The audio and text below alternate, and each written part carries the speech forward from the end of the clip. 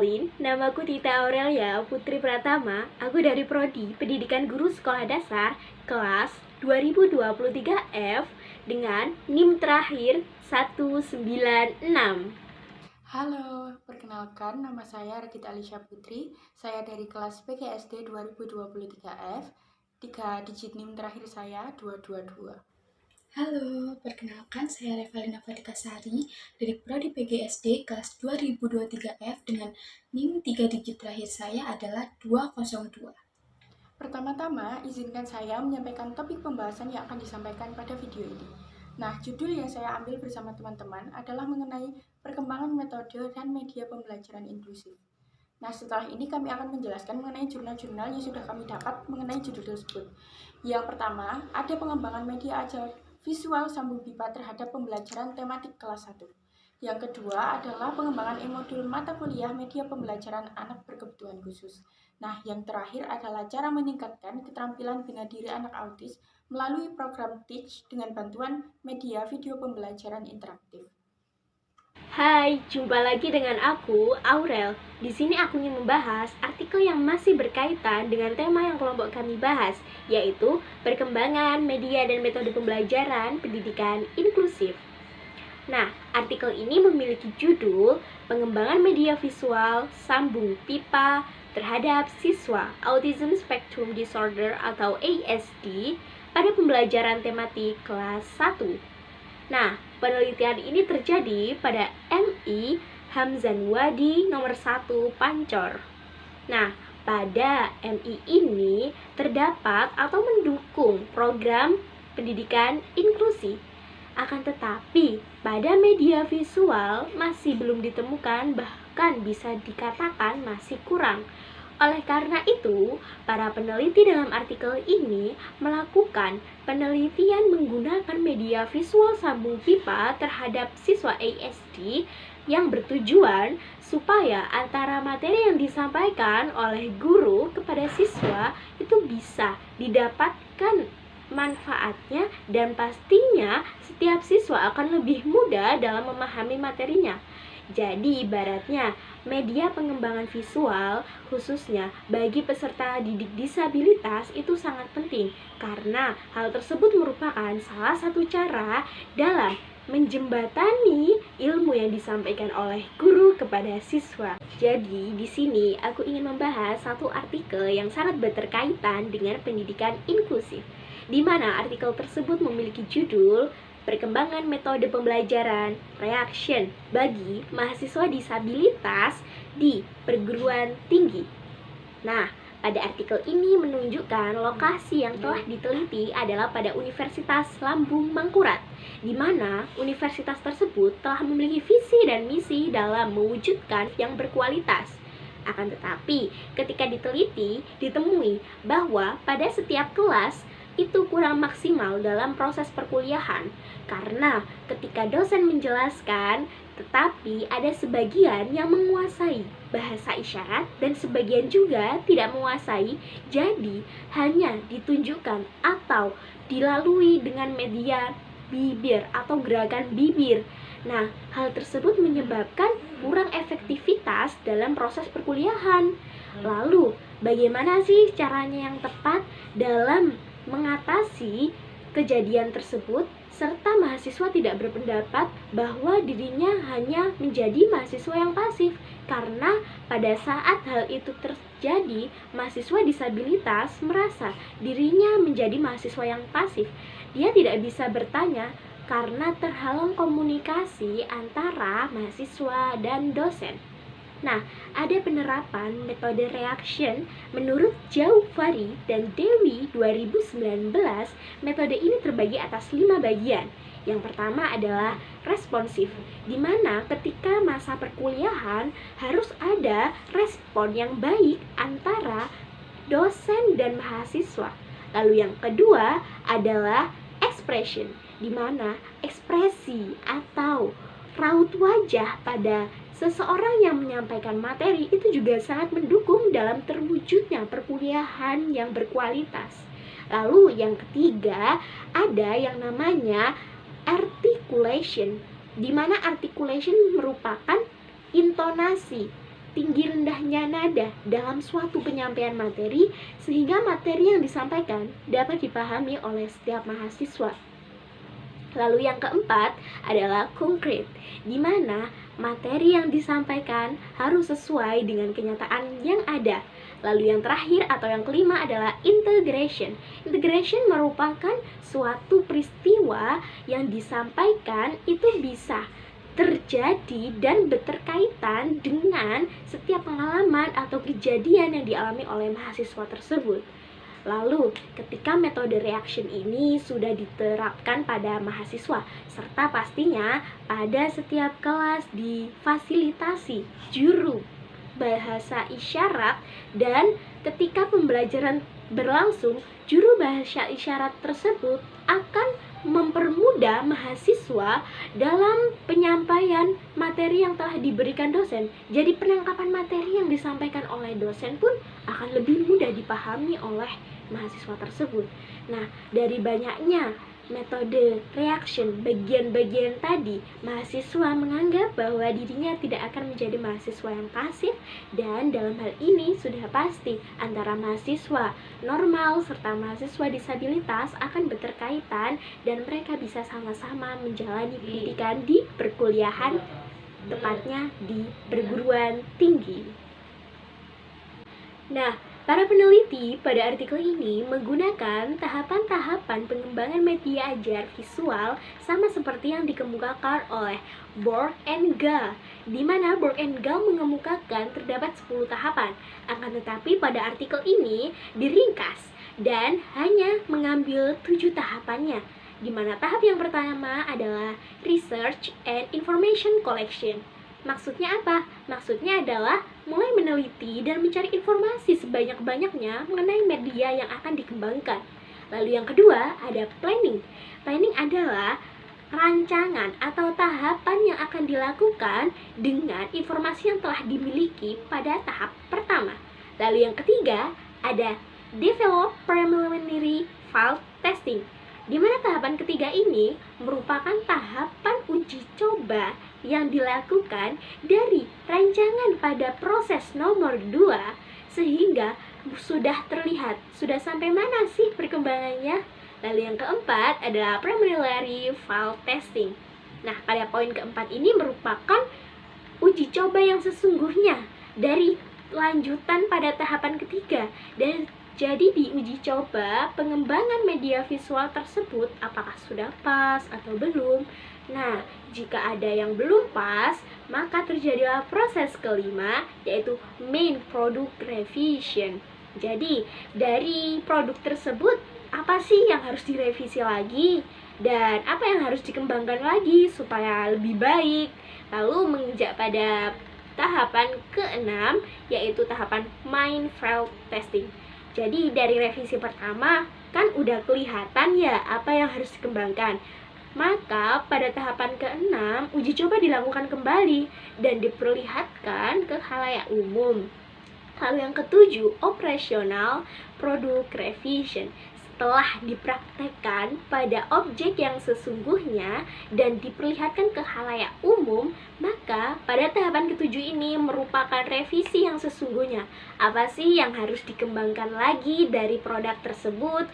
Lalu kekurangan apa yang masih mendominasi produk tersebut, sehingga jika hal tersebut dapat berjalan secara lancar, maka dapat dipastikan produk yang dihasilkan pun akan berkembang menjadi lebih baik dan pastinya dapat mendukung pembelajaran sehingga pembelajaran akan berkualitas bagi anak autism spectrum disorder. Ketika 7 tahapan tersebut sudah terlaksana, maka langkah selanjutnya adalah melakukan penilaian terhadap produk yang telah terjadi. Nah, metode apa sih yang dilakukan dalam menentukan penilaian tersebut? Para peneliti melakukan penilaian tersebut melalui dua metode, yaitu kualitatif dan kuantitatif. Yang pertama, kualitatif adalah melihat penilaian guru secara langsung. Kepala sekolah, guru, memberikan saran, kritik, bahkan komentator terhadap media tersebut.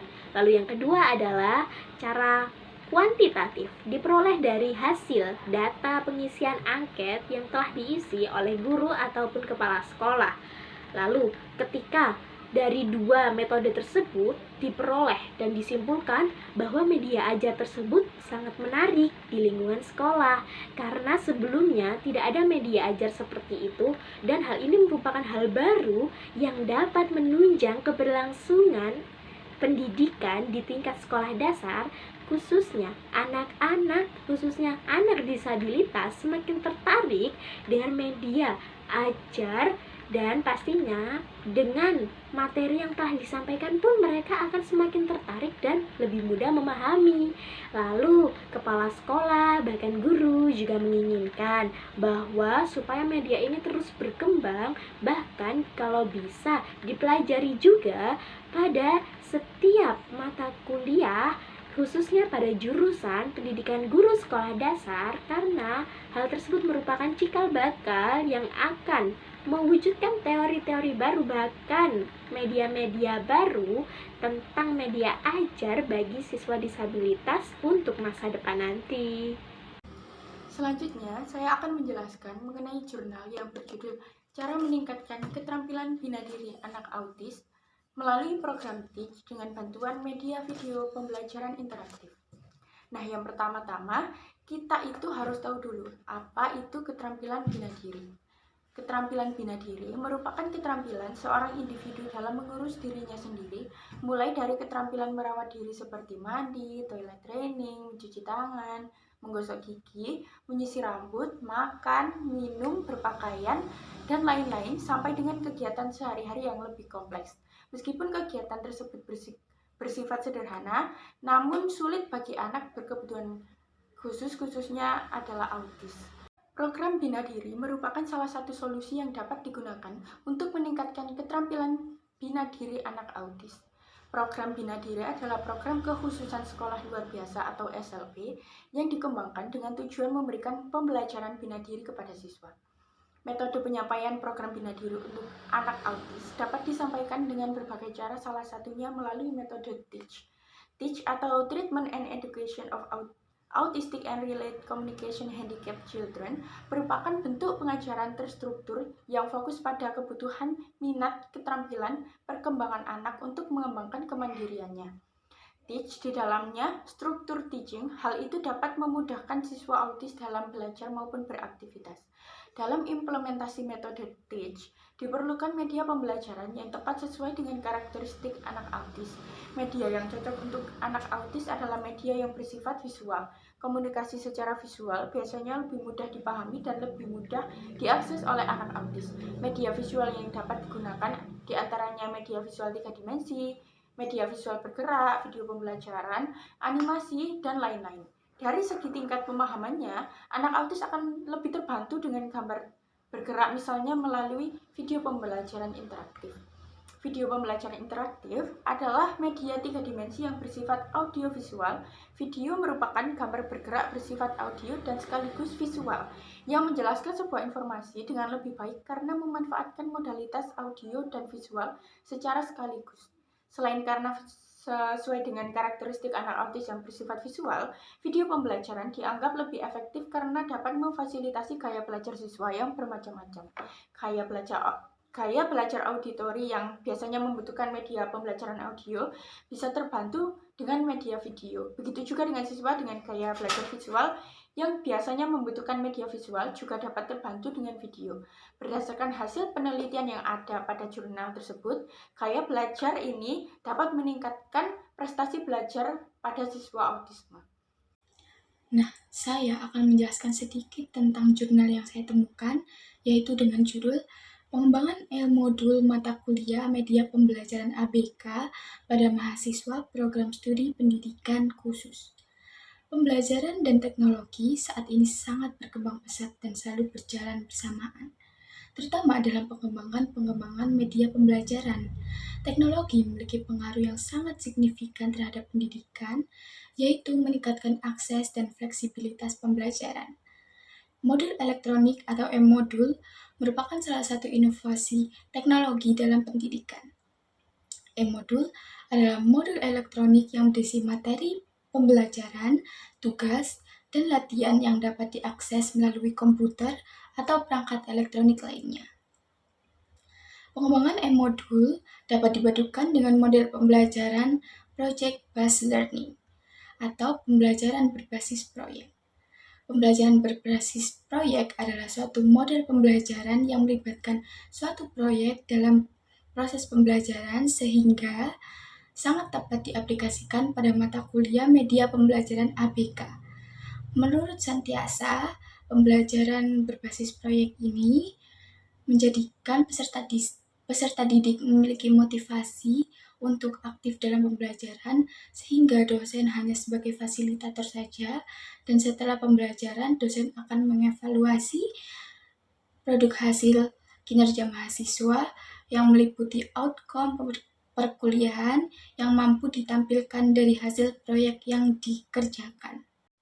Nah, penguasaan konsep terkait dengan materi perkuliahan media pembelajaran ABK akan sangat menentukan mutu mahasiswa dalam mengaplikasikan ilmunya di mata kuliah pengembangan media pembelajaran, khususnya dalam pengembangan media.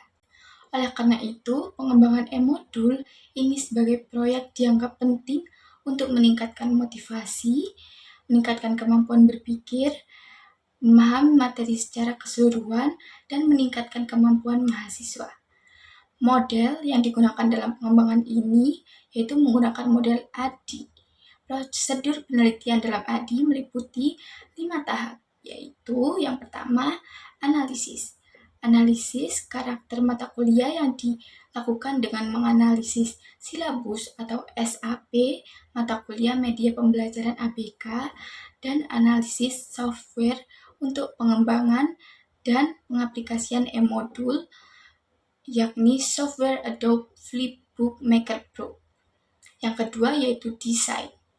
Tahap ini terdiri dari perancangan modul, perancangan pengembangan desain dan tampilan e-modul, dan perancangan pengembangan perangkat lunak. Yang ketiga yaitu development.